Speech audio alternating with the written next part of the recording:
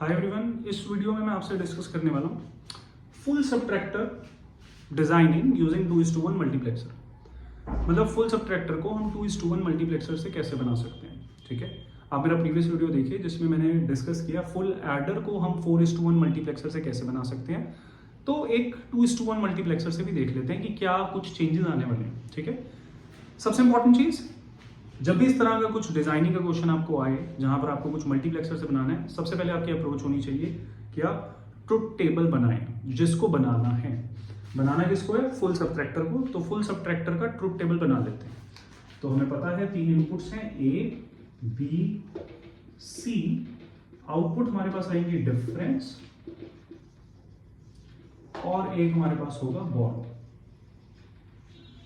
3 inputs के लिए 8 cases होंगे, 000, 001, 010, 011, 100, 101, 110, 111।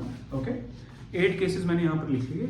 अगर आप फुल सबट्रैक्टर के बारे में पढ़ना चाहते हैं, मेरा प्रीवियस वीडियो देखें, आप समझ जाएंगे कि मैं ये केसेस किस तरह लिख रहा हूं एंड मोस्ट इंपॉर्टेंटली अब मैं इनके आउटपुट्स कैसे लिखूंगा। ठीक है जी, तो दिस विल गिव्स मी 0 0, ये इंपॉर्टेंट है। This will gives me difference as 1 and borrow as 1। Next is again difference as 1, borrow as 1। यहां पर 0 - 1 विल गिव्स मी 1, तो 1 - 1, this is 0 and this is 1। ठीक है, next we have 1 0, then we have 1 - 0 1, and then 1 - 1, it will gives me 0 here and 0 here. The next one is 1 - 1, 0 here, 0 here. This is 1 - 1, 0 - 1, this is 1, this is 1. Okay, so this is very important. देखिए 0 - 1, it will gives me difference as 1 and borrow as 1, and then मैं इस वाले 1 को यहां पर जो difference में 1 आ रहा है उससे सब्ट्रैक्ट कर रहा हूं, that's why I am getting 0 here and borrow as 1। ठीक है, आप एक बार फुल सबट्रैक्टर का वीडियो देख लीजिए मेरा, आपको समझ में आ जाएगा मैंने आउटपुट्स को किस तरह लिखा है, डिफरेंस एंड बोरो को। ठीक है, सिंपल सब्ट्रैक्शन है। ठीक है जी, next we have cases. Okay, अब क्या करना है, आपने समीशन एम फॉर्म में चीजों को लिखना है जो कि मेरी आउटपुट्स हैं। ठीक है, तो पहले डिफरेंस को लिख लेते हैं। डिफरेंस मेरा बनेगा समीशन एम। अब देखिए किन किन वैल्यूज पे 1 है, that is 1 2 4 and 7। 1 2 4 and 7 in values पे 1 है। एंड बोरो जो है मेरा, that is summation M 1 2 3 and 7। 1 2 3 and 7 in values पे मेरे पास क्या आ रहा है, बोरो जो है वो 1 आ रहा है। ठीक है, वो मैंने समीशन एम फॉर्म में लिख लिया। ठीक है, once this particular thing is done, एक बार आप ये कर लेंगे, उसके बाद आप 2:1 मार्क्स से बना रहे हैं। 2:1 मार्क्स की अगर मैं बात करूं तो इसकी एक ही सिलेक्ट लाइन होगी, बस ये ध्यान रखना है आपने।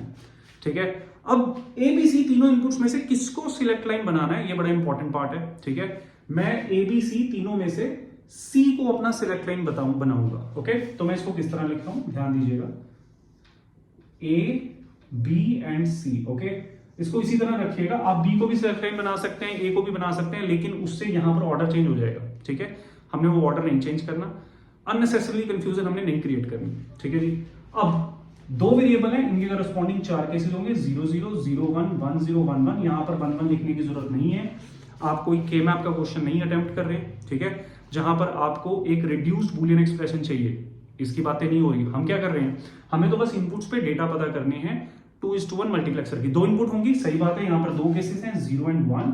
एक हो गया I0, एक हो गया I1, सिंपल सी बात है। ठीक है, यहां तक होपफुली आपको सारी चीजें क्लियर हो। ये अच्छे से बनाइएगा ट्रुथ टेबल। अगर ये गलत हो गया तो आगे सारा क्वेश्चन गलत हो जाएगा। ये बहुत इंपॉर्टेंट है कि आप ध्यान रखें किन किन वैल्यूज पे 1 आ रहा है। ठीक है, नेक्स्ट थिंग इज, अब यहां पर हम केसेस लिख देते हैं 0 1 2 3 4 5 6 7। अगर आप ये ऑर्डर रख रहे हैं ना ए बी सी, आपको ये चेक करने की जरूरत भी नहीं है कि ये गलत है कि नहीं, ये बिल्कुल सही है, क्योंकि ये ऑर्डर में ही चल रहा है। A B C 000 0 0 1 0 1 0, okay, 0 1 1। ठीक है जी, once these values are here, अब क्या करना है, आपने सर्कल करना है।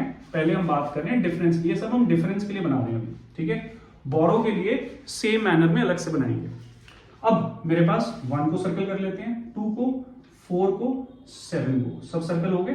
ठीक है जी, अब यहां पर this is A bar B bar, S O B form अगर आपको याद हो, हम 0 को रिप्रेजेंट करते हैं complement form of the variable, 1 को रिप्रेजेंट करते हैं नॉर्मल वेरिएबल से। तो मैंने यहां पर क्या किया, 2 0 थी, a bar b bar. Next we have a bar b, next we have a b bar, next we have a b। अब 2 सर्कल है, इसके सामने देखिए क्या पड़ा है, इसके सामने पड़ा है a बार b, यहां लिख लेते हैं। 4 सर्कल है, इसके सामने क्या पड़ा है, a b बार, इसको लिख लेते हैं। ठीक है, आपको पता है ये मेरा a XOR b है। ठीक है, ये कौन सा गेट है मेरा, a XOR b, उसका आउटपुट है a bar b plus a b bar. Next 1 circle है और 7 सर्कल है, तो ये क्या बना, a bar b bar plus a b। अगर आप ध्यान दें, this is nothing but what, a XNOR b।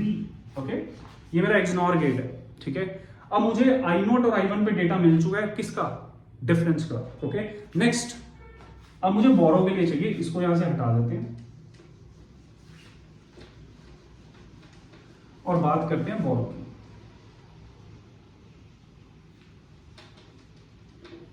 ठीक है जी, बोरो की बात करते हैं। बोरो के केस में भी आप सेम मैनर में इस तरह से बना लीजिए, यहां पर ए बी है, यहां सी है, 00 01 1011, दिस इज 01। ओके, अब ध्यान दीजिएगा। ठीक है, दिस बिकम्स 0 1 2 3 4 5 6 7। ये क्या है, A bar B bar, this is A bar B, this is A B bar, this is A B. Again 2 inputs हैं, I0 I1। बोरो में सबमिशन में देखिए कौन कौन सी वैल्यूज हैं, 1 2 3 7, तो 1 2 3 7। ठीक है जी, हमने इनको सर्कल कर लिया। 2 पे क्या पड़ा है, ए बार बी, खत्म। 1 3 7, इनके सामने देखिए क्या क्या पड़ी हैं, A bar B bar plus A bar B plus we have A B. क्या मैं इसको फर्दर रिड्यूस कर सकता हूं, यस मैं इसको बिल्कुल फर्दर रिड्यूस कर सकता हूं। एक काम करते हैं, यहां से ए बार कॉमन ले लेते हैं, this is B bar plus B plus A B. अब आपको पता है बी बार प्लस बी 1 होता है, so this becomes A bar plus A B.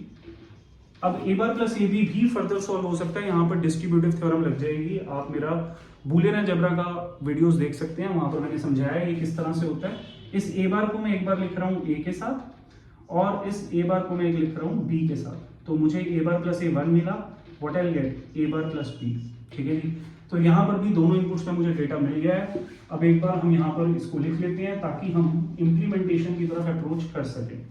तो डिफरेंस जो मिला मुझे गाइस, वो मिला a XNOR b एक इनपुट पे, एक में मिला a XNOR b। जो बोरो मुझे मिला वो मिला a बार b, और मुझे मिला a बार प्लस b। ठीक है जी, अब इसको हटा देते हैं।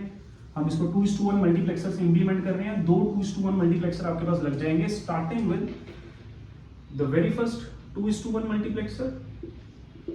एक दूसरा मल्टीप्लेक्सर ले लेते हैं, दिस इज अनदर 2:1। दोनों की सिलेक्ट लाइन कॉमन है जो हम लेके चले थे, C। ओके, ये आपने सबसे पहले लिखना है सिलेक्ट लाइन वाली बात। अब 2 इनपुट्स हैं, ठीक है, तो पहले इनपुट पे क्या पड़ा है, A XOR B। तो ये रहा मेरा XOR गेट, इसको मैं यहां रख देता हूं। इनपुट्स हैं मेरी A B, so I get what, A XOR B, जो उसका सिंबल होता है, ये I0 पे आ गया। अगले वाले में क्या है, A XNOR B।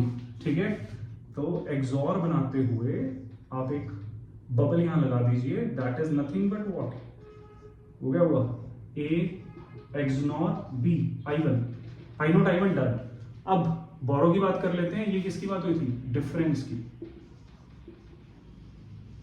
Borrow A bar B, तो नॉट गेट लेते हैं, नॉट गेट में A भेज देते हैं, you'll get what, A बार, और यहीं से हम सॉरी दोनों को मल्टीप्लाई करना है, तो दोनों को मल्टीप्लाई करने के लिए एंड गेट चाहिए। सो यहां से हमने नॉट में दिया A, I get what, A बार।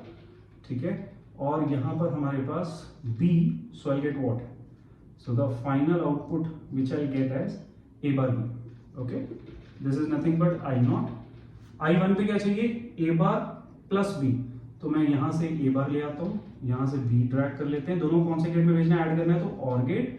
तो ये क्या मिला, A bar plus B, that is nothing but I1। ये मेरा क्या है, बोरो। ये थी इसकी इंप्लीमेंटेशन गाइस। ठीक है, दैट्स इट।